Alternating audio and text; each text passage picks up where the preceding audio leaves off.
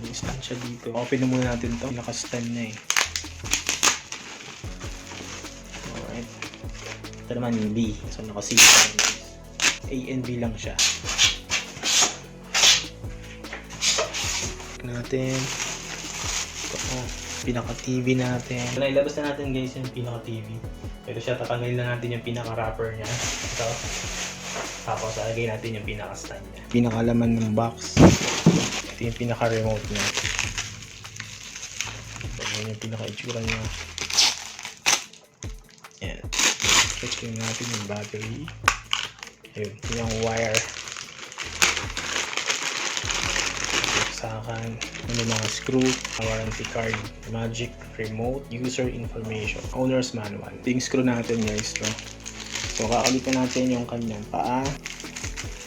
4 lang to eh, dalawa silang side. Yan lang siya guys. Yung pinaka-stand natin, speaker, ventilation din yan. Ito yung on, pinaka-harap niya. Yan yung pinaka-likod niya, may parang line dito. Speaker yan. AC, yan. Yung AC in, HDMI in 3, tapos USB in 2.0, optical, digital audio out. LAN cable mo. Tapos dito, yan, sa side, meron pa siyang USB ulit. Tapos HDMI, dalawa pa, 2 eARC, tas ARC. Tapos ito yung pinaka-antenna. Cable management.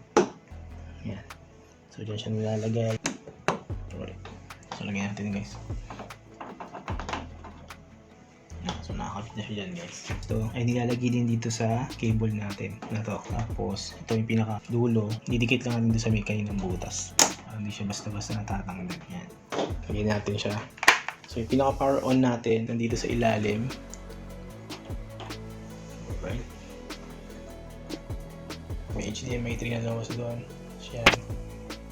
So ano signal, please check the power of the external devices and cable connection status. Kung yun guys, kailangan natin yung pinaka remote natin. Ito rin pinutin para mag-iba yung input mo. And then lumabas, may cursor naman siya. Yan, parang sa mouse natin. So makikita mo na dito yung Netflix, HBO Go. Try natin yung YouTube guys, subukan natin. Biglang updating YouTube. Yan, naka-bubble wrap pa siya. Lagyan natin yung bubble wrap. Yeah. So remote naman natin guys, yan. Meron lang siya mga numbers yan para sa mga channel, volume, ito, gusto para sa channel din. Then pag home, ito yung makikita mo sa screen, yan yung home niya. Ito naman yung kanyang mga connection. Dito naman is yung mga easy access mo na application like yung mga Netflix. So para mabilis, shortcut keys itong mga ito eh. Meron na rin dito syempre yung kanyang on off.